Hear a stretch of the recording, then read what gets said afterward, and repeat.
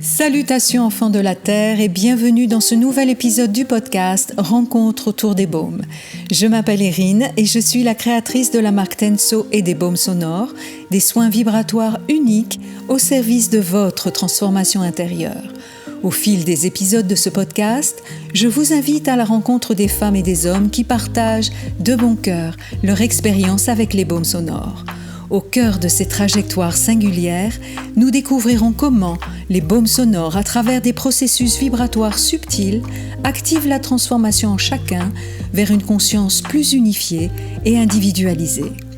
Si vous souhaitez en savoir plus, je vous invite à explorer le site de la marque Tenso pour découvrir l'univers des baumes sonores, ainsi que toutes les ressources que je vous ai concoctées avec amour pour nourrir votre corps et votre esprit. Dans cet épisode, je rencontre Xavier qui vit à Cholet dans le Maine-et-Loire. Manager dans l'administration, il nous parle de son expérience avec les baumes sonores numéro 9 dédiés aux poumons et numéro 17 dédiés au couple rein-vessie. Bonjour Xavier. Bonjour Erin. Tu écoutes les baumes sonores depuis plusieurs semaines maintenant et tu vas nous parler de 2 baumes en particulier. Mais avant ça, j'aimerais en savoir un peu plus sur ta démarche. Tu n'as pas de problématique particulière. Qu'est-ce qui t'a poussé à te lancer dans cette aventure vibratoire avec les baumes ? C'est grâce à mon épouse qui est thérapeute. J'ai pu découvrir des vidéos sur la chaîne YouTube. Puis j'étais un peu surpris par la démarche et en même temps par le message. Et comme en plus mon épouse avait convenu avec toi d'une rencontre, on a pu échanger pendant 2 ou 3 heures. Et puis c'est là que j'ai dit Xavier, faut que tu tentes l'expérience. Non pas pour résoudre des problématiques, mais c'était plutôt dans une volonté de m'améliorer, découvrir en même temps qui j'étais et comment je pouvais agir dans certaines situations. Effectivement, tu peux n'avoir aucune problématique en apparence et pour autant, ce que j'avais décelé chez toi quand on avait échangé, parce que bien évidemment, il faut bien identifier un baume et que ce baume corresponde à un besoin qui n'est pas le besoin de l'ego, mais plutôt le besoin de l'être profond qui sommeille en toi. Il faut dire quand même que tu occupes un poste à responsabilité, tu gères une équipe d'une 40aine de personnes et pour autant, ce que j'avais perçu chez toi, c'était une grande réserve, avec en toile de fond une empreinte morale assez forte qui dit « je dois m'effacer pour être au service des autres et je dois penser aux autres avant moi ». Et ça, c'est vraiment une construction égotique issue de ce que j'avais perçu comme étant quelque chose de très présent dans ta famille, comme une sorte de tradition familiale de personnes discrètes, qui ne font pas de bruit, pas de vagues et qui savent se tenir en retrait. Mais là où il y a du retrait, il y a une rétention inconsciente de l'être. C'est toujours un mouvement de l'ego, que ce soit l'ego qui se met en avant ou l'ego qui se retire pour ne pas inconforter l'autre, eh bien, il n'y a toujours pas d'alignement sur l'essence là. C'est toujours un mouvement de l'ego, dans un sens comme dans l'autre. C'est pourquoi je t'avais parlé d'un manque de puissance dans ton verbe et ton expression. Est-ce que tu peux nous raconter ce qu'il s'est passé durant cette semaine d'écoute avec le baume poumon ? Déjà, ce qu'il faut préciser, c'est que quand je t'ai vu la première fois, on était en direct, on était l'un en face de l'autre, j'avais ressenti la chaleur dans mon corps et en même temps, j'avais limite les larmes aux yeux puis j'avais la chair de poule au bout de 2 minutes de discussion avec toi. Et puis, quand je t'ai eu au téléphone à plusieurs reprises et que tu m'as proposé le poumon, ce que j'ai ressenti en premier, c'est une sorte de déblocage au niveau des poumons. Quand tu as commencé à le faire par téléphone, puis après, quand j'ai écouté les baumes via le site, j'ai senti une douleur entre les 2 seins, comme si on m'enfonçait une aiguille.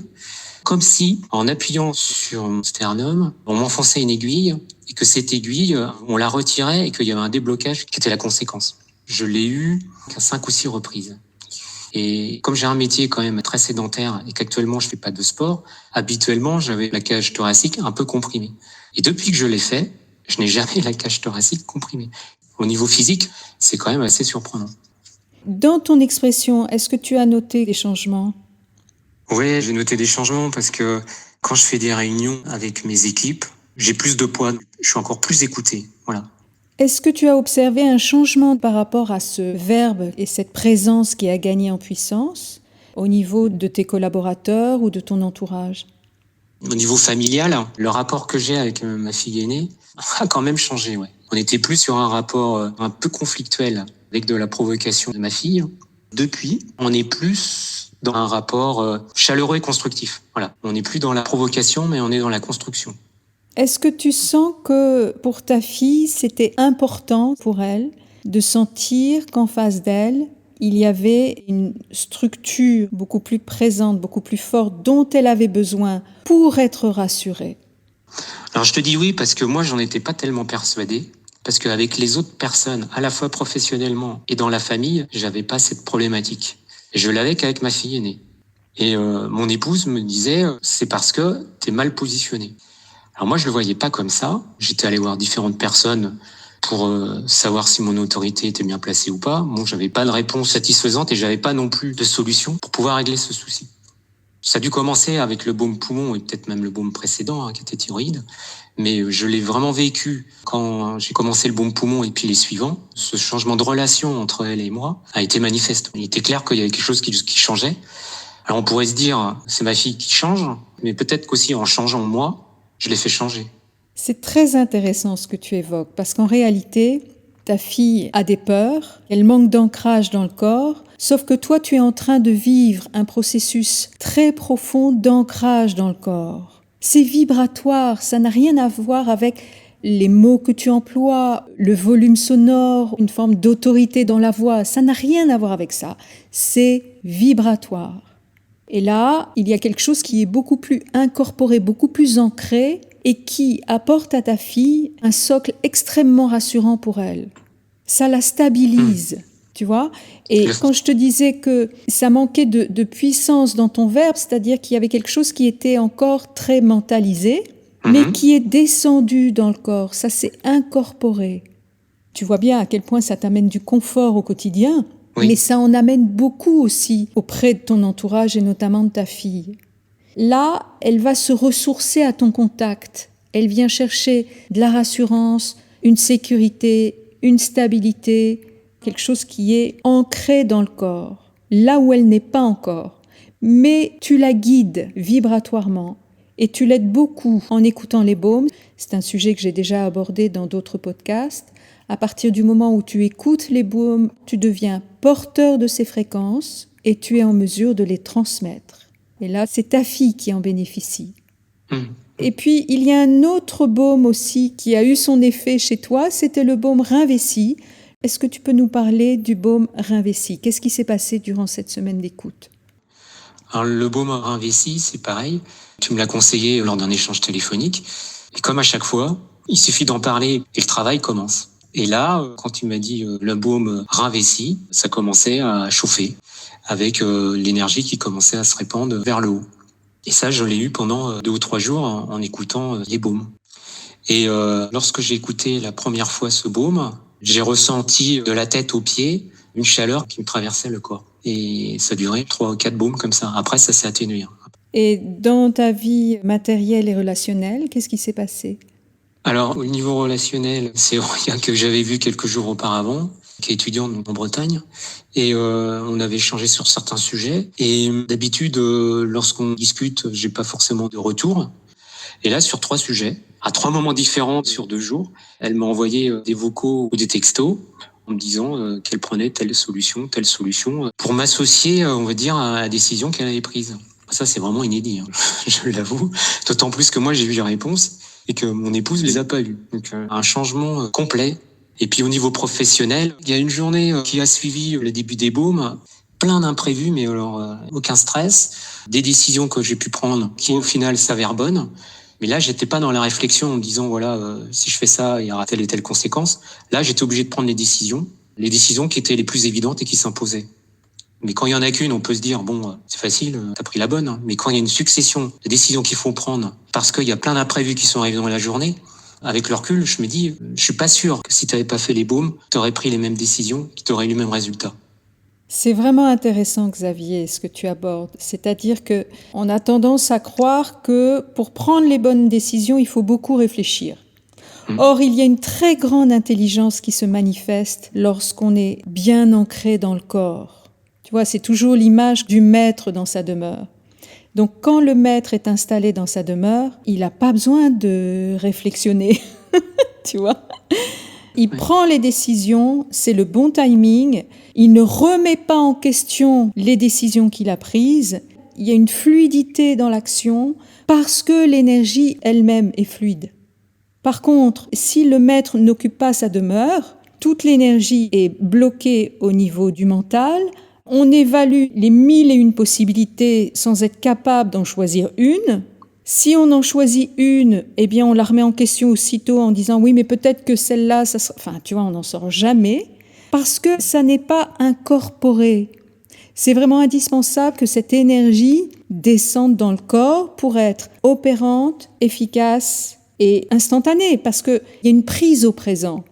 Sur cette journée-là, j'ai gagné quand même de l'énergie parce que j'avais pas à réfléchir, il fallait prendre des décisions rapidement et j'ai remarqué que oui, j'ai pris les bonnes décisions.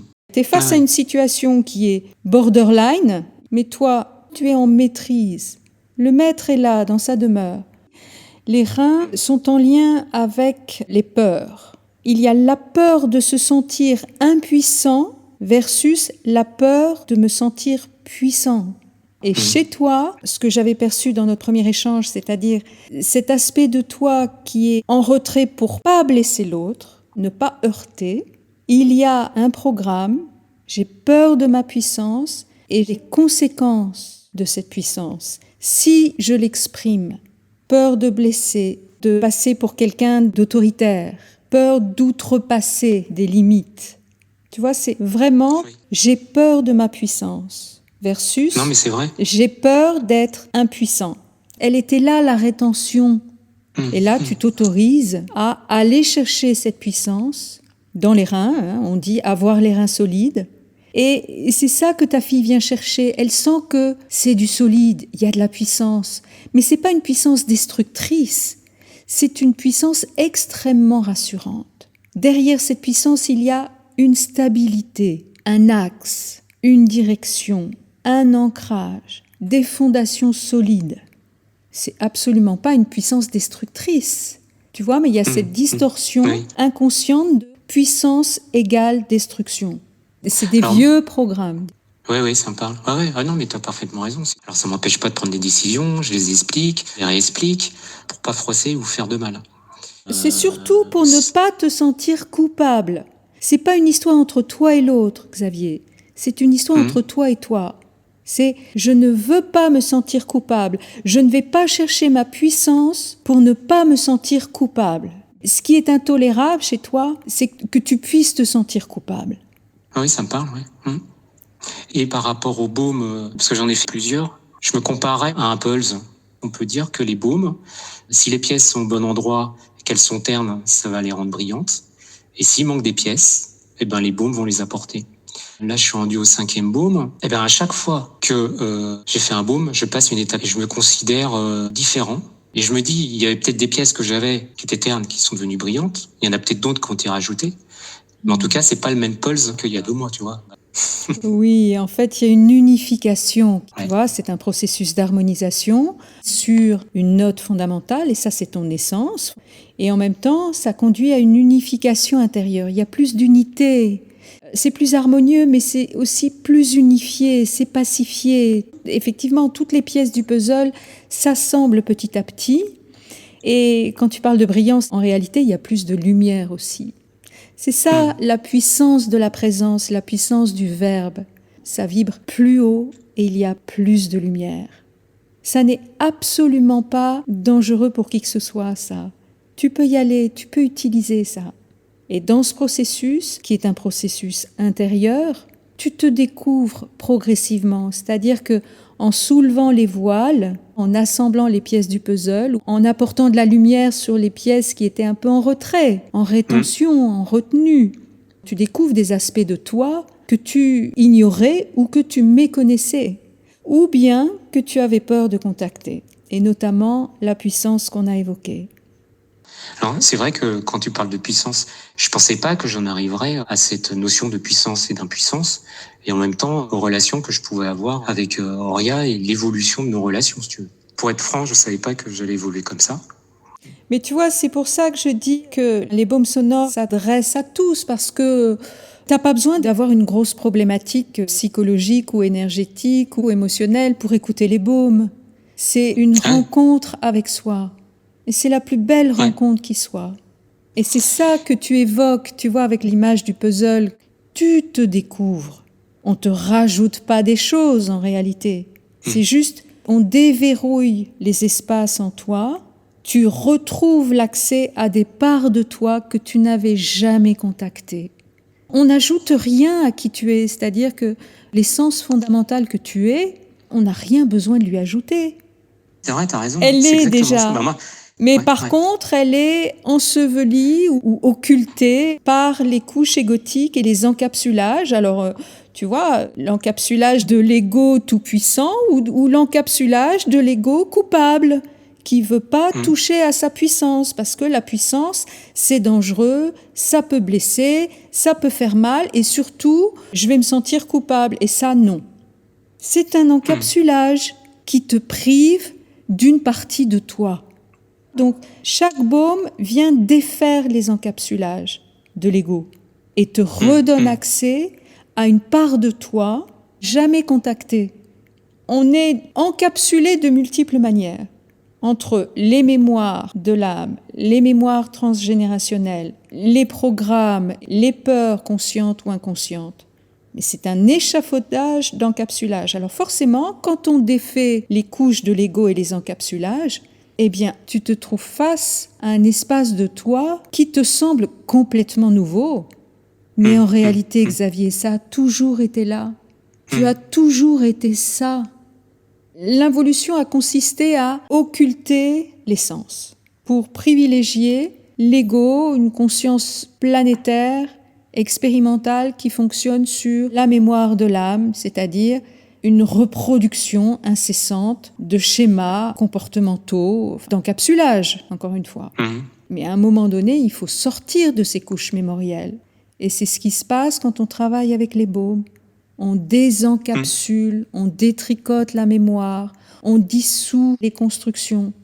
Mais on n'ajoute rien à qui tu es en essence. On révèle qui tu es en essence. Pièce par pièce, effectivement. Alors la pièce, elle peut s'entendre de plusieurs manières. C'est la pièce du puzzle, mais c'est aussi la pièce de la demeure. La demeure avec un grand D, dans laquelle siège le maître, le souverain. Mais il n'y a pas de souverain véritable s'il y a encore des pièces fermées dans la demeure. Et à chaque écoute, tu as réouvert une pièce de ta demeure. Alors tu as l'impression qu'on t'ajoute une pièce, mais en réalité, elle a toujours été là.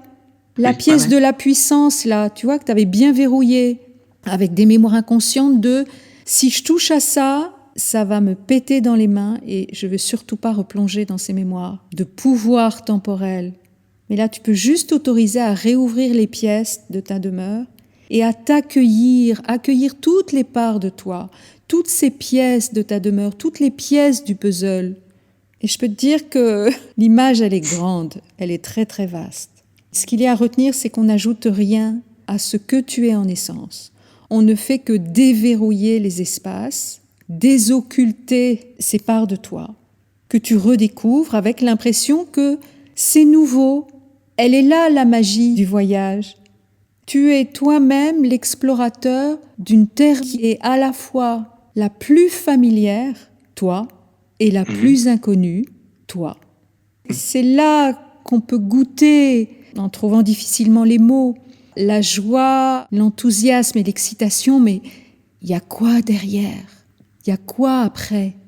Qu'est-ce qui se passe si je réouvre toutes les pièces? Qu'est-ce qui se passe si je continue à explorer et à accueillir tous ces espaces en moi? Est-ce que je suis aussi grand que ça? Ben oui, tu l'es. Et plus que tu ne le penses. Parce que la demeure du maître, c'est pas un 2 pièces de 50 mètres carrés. Je dis souvent que c'est un palais aux 1000 pièces. Donc ça prend un temps pour réouvrir toutes les pièces et pour réoccuper l'espace. C'est en cours. L'aventure continue, Xavier. Aujourd'hui, à qui conseillerais-tu ces 2 baumes sonores ou bien les baumes sonores en général? Je le conseillerais, moi, aux personnes qui veulent développer ou renforcer leur présence sur Terre. Moi, ça m'a permis de prendre conscience de ma présence et de mon existence sur Terre. Et si tu devais résumer en une phrase ou en un mot ton expérience avec les baumes sonores, qu'est-ce que tu pourrais en dire ? Moi, je dirais que j'ai vécu des aventures à la fois merveilleuses, parce que il y en a vraiment que j'ai jamais vécu, hein. Et puis surprenantes, parce qu'on s'attend pas forcément à vivre ce type d'émotions. Et ces aventures, pour moi, elles s'inscrivent dans un cheminement qu'on comprend pas, moi que je comprends pas, en étant honnête, hein, et que je trouve intelligent. Et ça, c'est quelque chose qui me dépasse, mais par contre, c'est une aventure hyper agréable. Pour ça, je la conseille. Merci infiniment, Xavier. Alors, une chose est sûre, c'est qu'il y a une très très grande sensibilité et une grande intelligence vibratoire chez toi. Tu es vraiment à l'aube de découvrir ça. Ça, c'est une pièce du puzzle. Merci Xavier pour ton partage. À tout bientôt pour la suite de ton voyage. Merci Rina. Ainsi s'achève cet épisode de Rencontre autour des baumes. J'espère de tout cœur qu'il vous a inspiré. Si c'est le cas, n'hésitez pas à le commenter et à le partager pour qu'il profite au plus grand nombre. Pensez également à vous abonner pour ne manquer aucun épisode. Si vous aussi, vous avez envie d'expérimenter ces soins vibratoires et pourquoi pas de participer à ce podcast, rendez-vous sur le site de la marque Tenso pour découvrir la gamme des baumes sonores, mais aussi les offres, les articles du magazine et plein d'autres ressources pour nourrir votre corps et votre esprit. N'hésitez pas à poser vos questions ou à demander un conseil personnalisé en utilisant la page contact. Je me ferai une immense joie de vous répondre. Sur ce, enfants de la Terre, je vous donne rendez-vous pour une prochaine rencontre autour des baumes et d'ici là, portez-vous bien et soyez vibrants.